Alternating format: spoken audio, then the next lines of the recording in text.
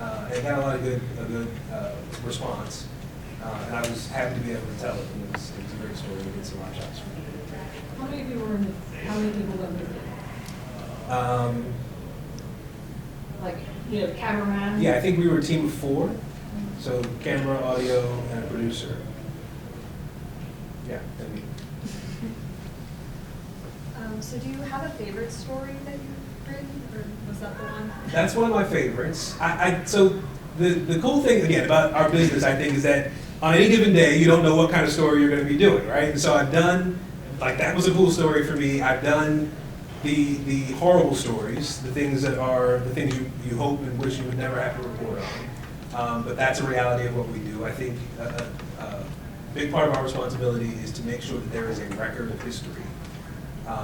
And so you cover the hard things, and then every now and then you get an assignment that is just like, what?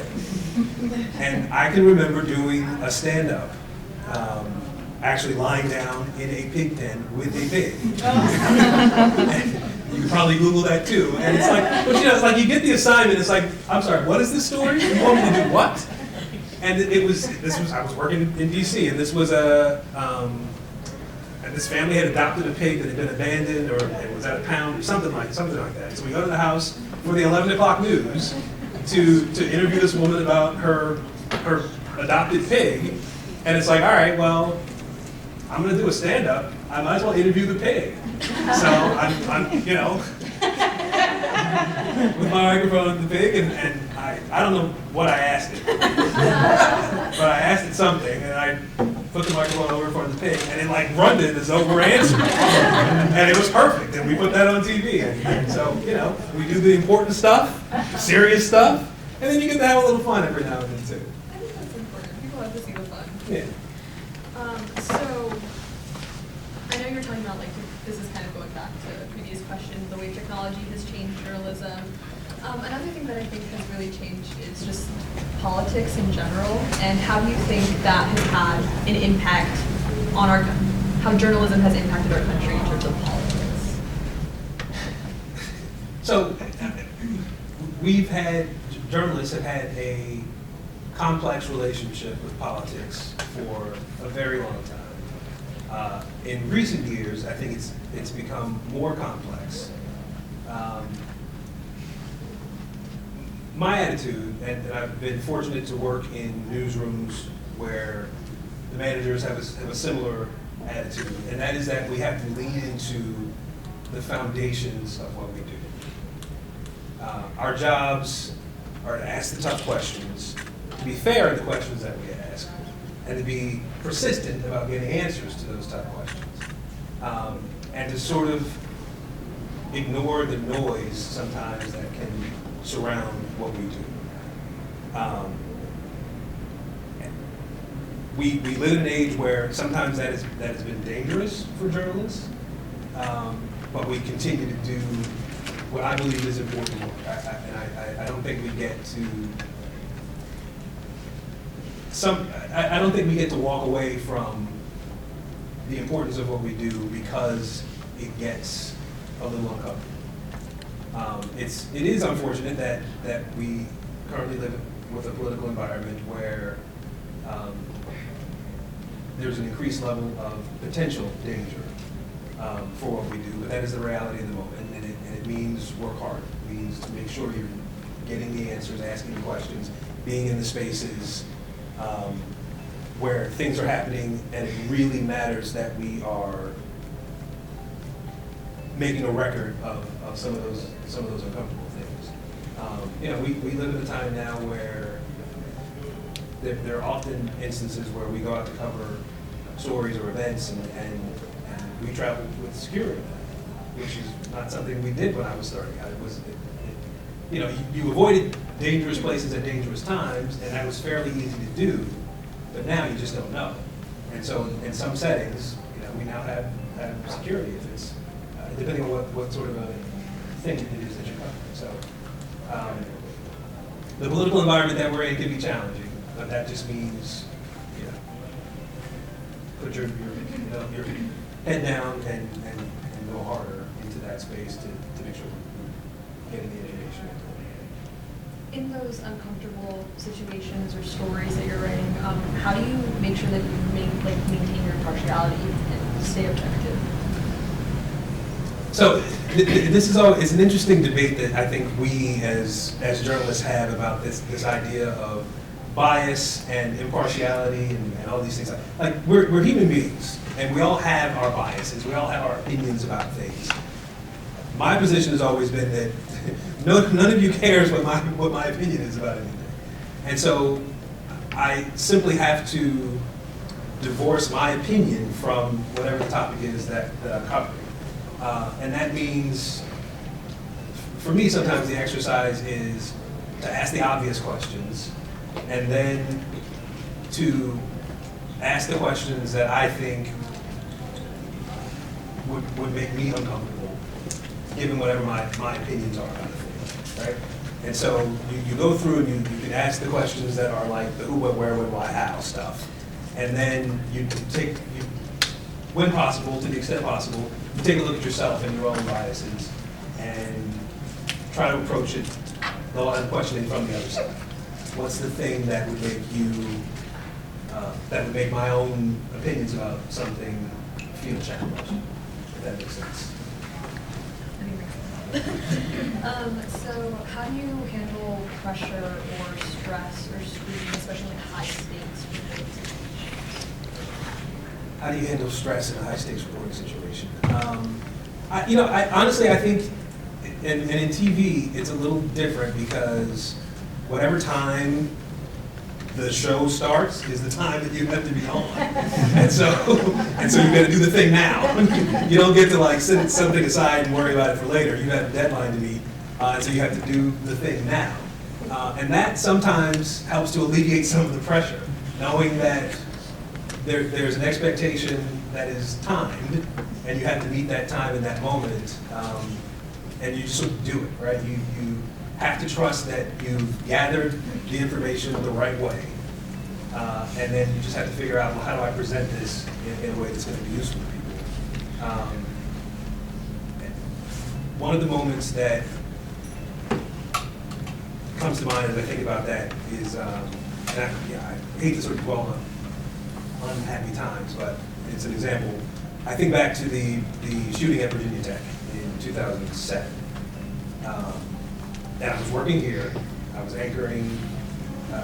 That day, I think, I was sitting in the newsroom, actually, I remember this vividly, sitting at my desk, which was right outside the news director's office, and I think the phone rang, they were in a meeting in the news director's office, I answered the phone, the hotline number in the newsroom, and it was a mother, I remember saying, do you know what's going on at Virginia Tech? And I said, no, I don't, we haven't heard anything, what's going on? And she's like, well, there's something, I can't reach my kid. And so I said, all right, we'll look into it. And I sort of stopped, and then the phone rang again. It was a similar situation. So I was like, all right, well, let me make a call. And I called, and I think I called the PR office at Virginia Tech, and we're dealing with an issue right now. So I knocked on Nancy's door and interrupted this meeting that was going on. And I said, something is happening at Virginia Tech. Parents are calling, scared, something's going on. So Lara, the assignment manager at the time, came out and started making some phone calls. And so we were able to figure out quickly that there had been a shooting at Virginia Tech. And then we went on air and reported that something had happened. Our noon broadcast started at 12 o'clock. We were covering it then. We went to a commercial, and as we were coming out of the commercial break, maybe 5 seconds before we were back on air, the producer gets in our ear, my co-anchor and I, she gets in our ear and she said, 21 dead. And then we're back on. And my co-anchor and I look at each other, because now I have to say this out loud to people, I learned everything that we do has to be sort of filtered through a compassion filter. Like, how do you deliver this information? And so we reported it, and we stayed on air longer than we normally would have been, and then they told me to get in the car and go to Virginia Tech. So we did. And we took this 4-hour drive down. We got there in time. I can't remember if we were on the evening news, the late news. We did some reporting, and The next morning, I was the morning anchor at the time, so we anchored my show from there the next morning, and then did some stories in the afternoon, and that, mind you, that not that it matters, but it was my birthday. And we're covering the story, and I vividly remember thinking, and I don't think something I said on TV, but I remember thinking, these kids are walking around like zombies. And, so you figure out, how do I tell the story? How do I tell the story? How do I remember that these are real people's real lives, these are people's kids that they're worried about? And you're doing the work, right? You're doing the work. And then I think after 2.5 days, I went back home and lost it. I mean, cried like I had never cried before. And so I say all that to say that, you have to do the work, right? You do the thing that needs to be done because we've agreed that we've chosen jobs where we're going to do this thing for people so that they can have an understanding of what's happening in the world. But then I'm also a human being, and I'm going to have this moment and lean into it and just process it for myself when I can. And we've had more and more challenging moments like that over recent years, unfortunately. But I think I've handled it similarly. And I've had moments on air where it's not been, the sort of thing you want to have happen on TV, but it does happen. Sorry to bring us down. Let's try it. I guess in a similar way, in a similar question, this political season has been pretty stressful. So approaching the elections, how do you think that's going to pan out for you in terms of stress, and how do you, on election night specifically, covering the White House? It's the same thing. I mean, we cover stressful things, and you do the work until you're done doing the work. And it's long days and long nights, and it's an expectation. I always tell students that it's a 24-hour business that you're signing up for if you get into, in particular, the TV news. And so you're going to work nights, you're going to work weekends, you're going to do extra days, you're going to do early mornings. That's just the reality of what we do. And there are going to be times where you're like, wait a minute, no, I don't do weekends. It's like, yeah, you do. You want a job, you do weekends. And sometimes that's, I think about storm coverage days. There's a snowstorm, and I've slept on floors in newsrooms. I've slept in uncomfortable places because I got to be back on in 3 hours. No point in trying to go home after my 6 hours on air already. So it's just, I think you sort of wrap your brain around the realities of challenging times and uncomfortable times, but it's for a good cause. And the end result, I think, in terms of being able to do a thing for people, makes it worth it. So kind of on that note, what advice would you give to aspiring journalists? Just in general? Yeah. What advice would I give?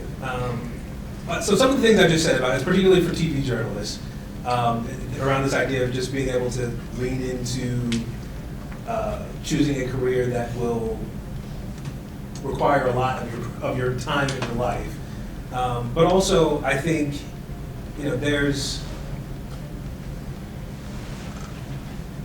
remember that as much hard work as there is, there are a lot of good times too. It can be a really fun line of work to be in. You get to go places, you get to meet people, you get to hear stories, you get to literally roll around with pigs sometimes. There can be fun moments in what we do. And I think if you get into it for the right reasons, you can have a long, fulfilling career in this industry. You do have to sort of look at what your reasons are. If you're in it because you think it's glamorous and it's hair and makeup and trips and free stuff and celebrities, no, it's not. It's not. There are like 8 journalists who get that life, and then there's the rest of us who are doing the hard work. A little random things popping there. So my first contract, I went and bought a pair of shoes, some really nice shoes, expensive shoes. I was like, oh, I'm a TV reporter, and I got nice suits, and I'm gonna go buy this pair of $150 shoes after I signed my first contract. And the next day, I was sent to a house explosion, or something, a building exploded, and it's like debris and rats running around, and my nice $150 pair of shoes didn't look the same the next day. So, it's the price of doing business, I suppose, to some degree. But so I say all that to say, like, you have to sort of set aside some of your preconceived notions about what the business is, what the industry is, and what it will allow for, and what's expected of you, and that will allow you, I think, to follow a path of success. But also, it's something you have to evaluate on the front end to decide if it's where you want to go. It is a business that does require some degree of sacrifice. I like to think that I would have been married in my 20s if I had not chosen the career that I did. But it's choices, and I would not trade a moment of the last 20 plus years of my life and the work that I chose. So what made you want to go into journalism? So I had a mentor in high school. I had several people in high school who were advisors or teachers or mentors to some degree, and I had always been in this space of journalism, school newspaper, yearbook, that sort of thing. And then also, if you're on television, there's a performance element of what we do, right? I was a theater kid and public speaking and all those sorts of things. So this was kind of a blending of those passions as a young person. And then someone introduced me to the idea of interviewing people and writing a story from them. And that was probably 10th or 11th grade. And I was like, I like this. And it just, it's just interesting to get to meet people and learn their stories. And so that was kind of what started it for me. And that really continued into the beginning of my career. And I like to think that there are people, whether you choose to be on the reporter anchor side or behind the scenes, I think there are people who have the same, I think a lot of people in our business have the same sort of starting experience where it's like, you get to do this storytelling and try to make people, try to keep people's interest. So we're going to be moving on to submitted questions that the audience submitted. So the first one is, you kind of mentioned a few things already, but what is the craziest, I can't believe that thing that your moment? I mean, the pigs, right? That's probably one of the wildest. But cool stuff, I've gotten to interview some celebrities over the years and politicians. I'm a huge John Legend fan, so that was like my first amazing interview. I'm not generally a person who does a long list of questions, written out questions before I do interviews. I did it for that one because I was like, I can't sit here starstruck and not be able to do this interview.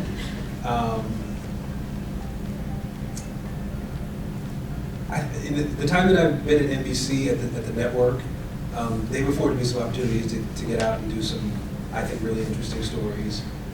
As I said, I've taken an interest in veterans stories and gotten to meet some incredible service members over the years.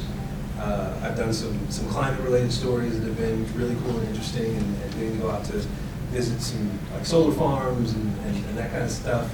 So I like to think that I've had a really diverse set of things that I've been able to explore. In your career, what's the best piece of advice you've ever received?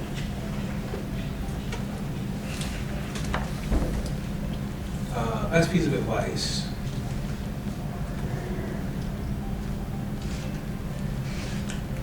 It probably would be around the idea of curiosity. I've had more than one person actually tell me that when you're not curious anymore, it's time to get out.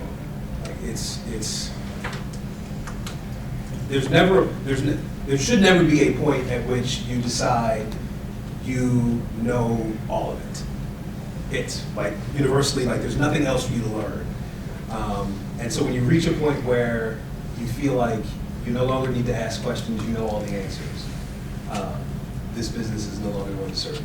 So I think some good advice that I've gotten is to stay curious and recognize what your exit is when you no longer want to know stuff, when you feel like you've seen it all and heard it all and know it all.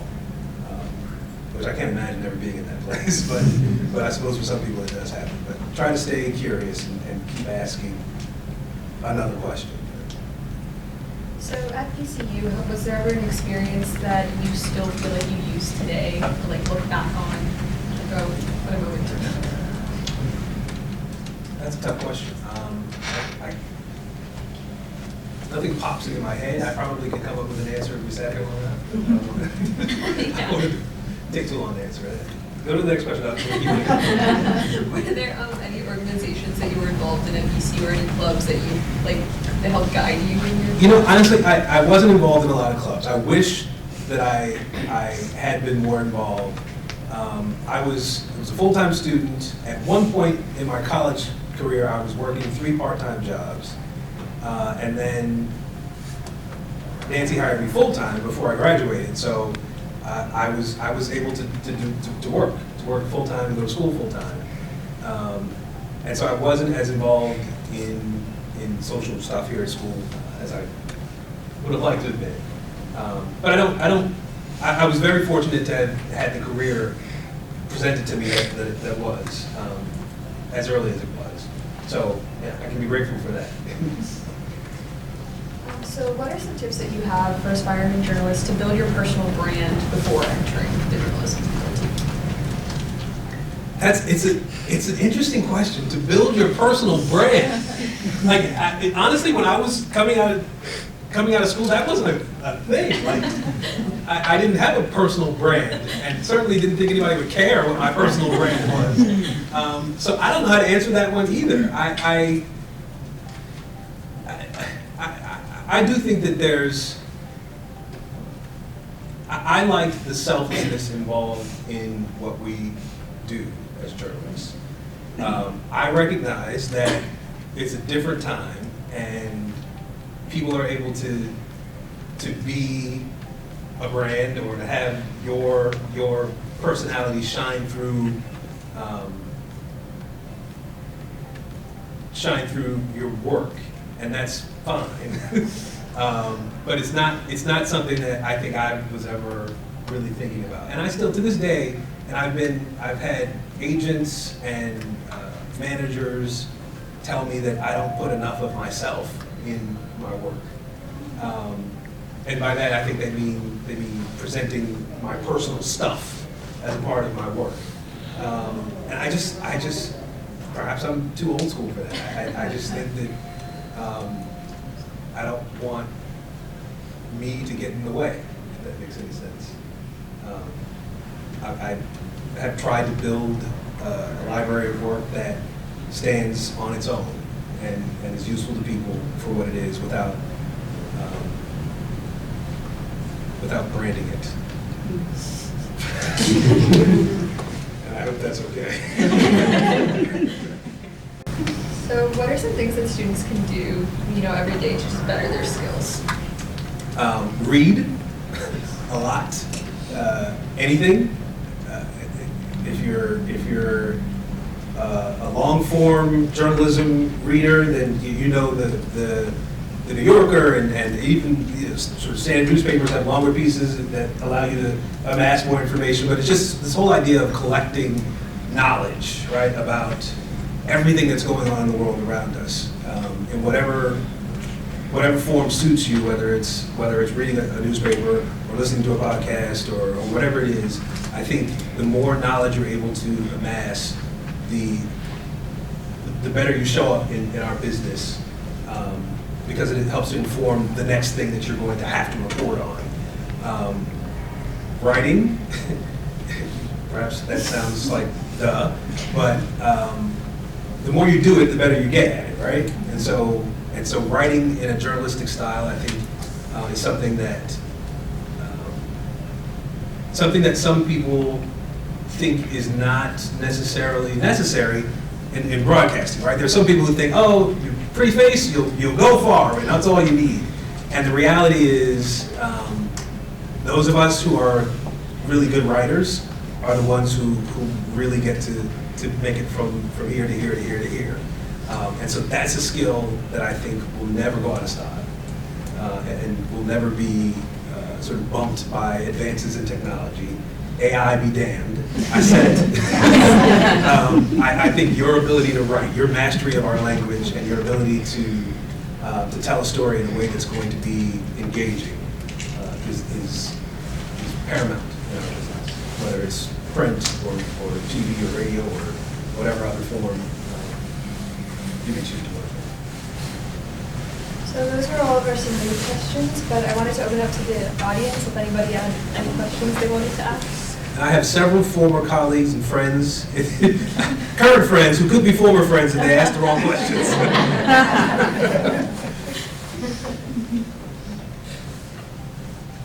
I got to meet a few of you as I was walking through Robinson earlier today. Yeah. So whatever questions you want to ask, go for it. It's nothing to do with journalism. Where'd you go to high school? Is it from here? Richmond Community High School. I didn't go there. Yeah. It's a great school. So you said accounting for storytelling is as a journalist. So how do you typically improve on that aspect as a journalist? One of my early mentors was very blunt about my writing early on. It's too wordy. What are you trying to say here? Say it faster. He was an old newspaper guy, but worked with me in a TV setting. You have to be able to accept criticism in what we do, and you have to be willing to correct. Now, that doesn't mean that you should just allow yourself to be beat up by anybody, but if someone is critical of your work, keep your head up. You have to be able to embrace that criticism and then ask for help. I've had great producers over the years who I've said, can you take a look at this? Tell me what you think.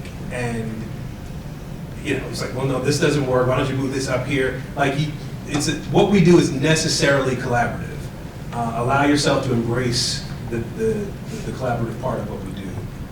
And the best work that we generate as journalists is work that has been workshopped, if you will, in a moment before presentation.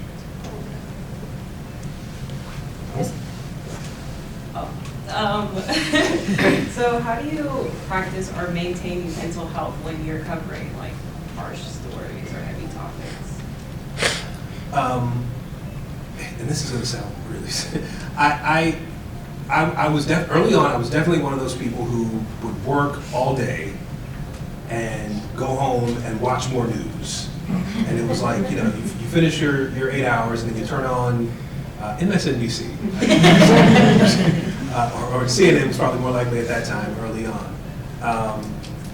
And you just sort of, it's more and more all day long. And I did realize, I reached a point where it was like, it was an emotional overload. And then I would get home from work, and sometimes I still do this, and I would watch cartoons. I needed something funny and mindless to just give me a second to breathe, right? And so I do think that we deal with a lot of really heavy topics. Most people in most careers don't see some of the things that we see. I can remember covering car accidents and shootings, and there are things that most people just don't have to see. And so it's like you've got to find the thing for you that allows you to decompress at the end of the day, so that you can be okay, And I don't think there's any exception to that, right? I think you have to do it. It is a must that you find your thing to sort of have this release in a moment, and then go back to effectively doing your job. Have you seen a difference with how management approaches it, or has it stayed the same?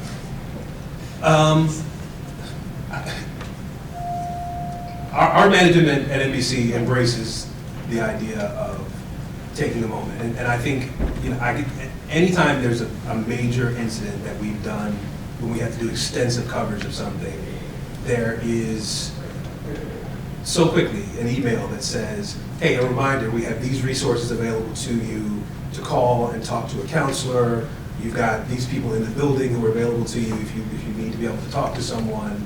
And it's nice to know that it's there. Like, you figure out what tool works best for you, but it's nice to know that the company understands that we are human beings, and while we're like go, and covering these things that need to be covered, there's also a need for us to have some way to deal with our own reaction to things.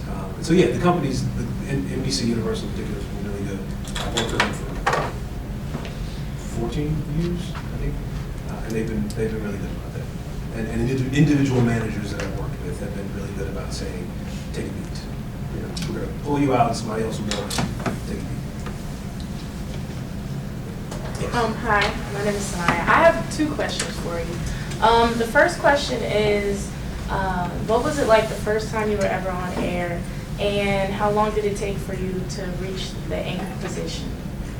So I remember one of the first times I was.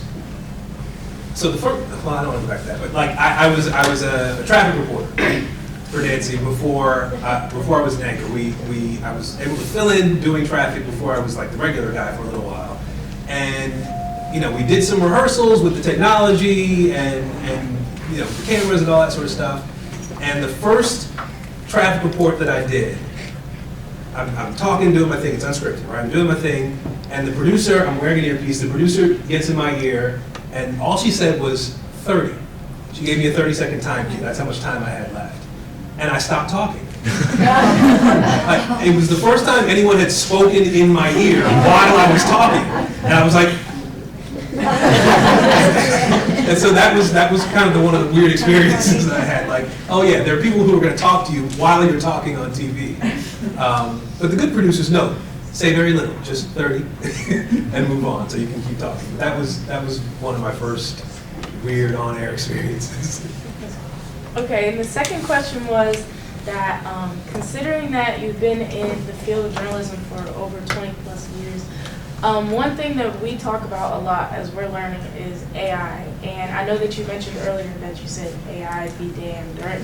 So we wanted to see maybe what are your thoughts on AI and maybe how we should go about it, because at least from our experience, AI is a huge factor in the journalism world for us. Yeah, it's a new territory for everybody, really, right? And I know our company is still trying to write the rules around how we use AI in our work. I think, for most of us, for me, I want my work to stand on its own, and I want you to know that my work is my work.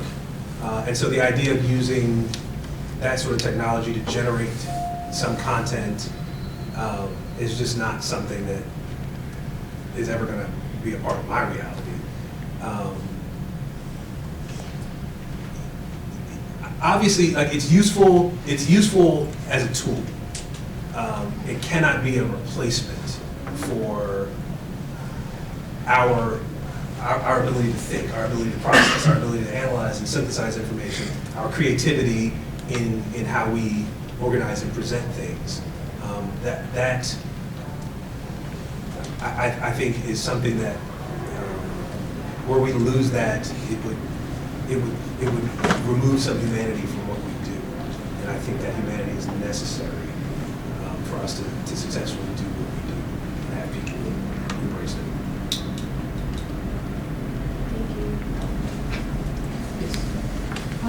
How important would you say, or how real would you say networking is in this industry? How important, how real is networking? I do think it's really valuable. I think it's helpful as you're sort of going from one level to the next, to know people. Oftentimes, I think it's just good to be able to bounce things off of somebody, right? To have somebody you can call about a story or about a career move or whatever the case may be, to have somebody that's been there or is there at whatever point it is that you're reaching out. And so building contacts and building a network of people in this business, I think, can be incredibly helpful. And then also puts you in a position where you understand the value of reaching back as you work your way up, right, to do the same for somebody else. So is that what you meant by that? Yes. What's like a story that, like when you encountered it or like when you worked on it, like other than breaking news, that you had kind of like that like wow moment where you're like, this is going to be big, or this is a big deal, or this is important, and that kind of like influence like how you told it? That's a good question too. In terms of stories that are that have been big for community or society or whatever, I don't know that I would point to one thing in particular, but as a journalist and to help me develop, and it was a really, I shouldn't say a simple story, but I remember it to this day. It was one of my early stories, and I remember it because it reminded me or taught me that we have to tell stories with compassion. We have to remember that whether you're covering something on Capitol Hill or at the White House, or covering something in Peoria, whatever it is, like these are topics and things that relate to real people's real lives. And I just remember covering a house fire, and I remember getting there. And I was probably 20. I was early 20s, and I remember getting there and thinking, I was like, "Where's the fire? The house didn't burn down." And the family's outside the house, and they're all standing around in tears, and I don't see anything. And so I go over to talk to the granddad. He takes me into the house and shows me where this fire was inside the house. And I was like, it's not a big deal. It's a little fire. And I go back outside in the backyard and I start talking to him and his wife and so.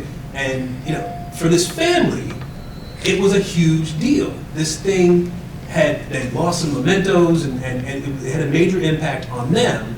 And in that moment, I realized that I'm not covering a fire. I'm not covering flames in a building. I'm telling this story about how this thing happened and it affected real people's real lives. And that was a moment when I realized the necessity and value of compassion in what we do, and recognizing that these are real people. And that has stuck with me for my entire career. It's informed every story that I've written and every interview that I've done. We have time for one more question. So, of course, working in the White House, it's difficult to manage like the trust, but also like the sources, background information. How do you manage balancing trust and like getting information from people, officially or unofficially, I guess? Yeah. So there are a couple of levels of information gathering that we have, right? You've got stuff that's on the record, you have stuff that's off the record, you have stuff that's on background, and there are probably some other gray areas in between. And so you develop these relationships with sources, with contacts, that you can call and ask questions that will, if it's something that's not on the record, you can't report it, right? That's sort of the understanding that we have in the industry. But there's something there that should allow you to figure out, well, what's the question that I can ask somebody else that will get this on the record? How do you keep digging? And it's something that is practiced over time, and you sort of get better at figuring out how to make that work for you. Ultimately, there's something there that you want to be able to report to people. And so, that one phone call, that one conversation could lead to 7 others, and somewhere in there you get the thing that people need to know in a way that is reportable and is full, right? It doesn't do you any good if it's just like a little nugget of a thing that may be something, but not a whole thing. And so the idea is that you can call a source and you can get something and you go from there, right? It launches you in another direction, or further in the same direction.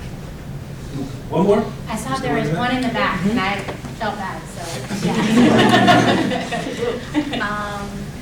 It's a quick question. In pursuit of a story, have you ever been placed in a dangerous position or situation where you essentially had to pull the plug on the story or back out in any way? Yeah, I had so many good experiences here in Richmond, or like interesting experiences. My photographer Matt Boyce and I we're trying to go to New Orleans after Hurricane Katrina, and we went in understanding the situation on the ground. We packed his SUV with everything we thought we would need to live in this car for whatever period of time we were going to be down there.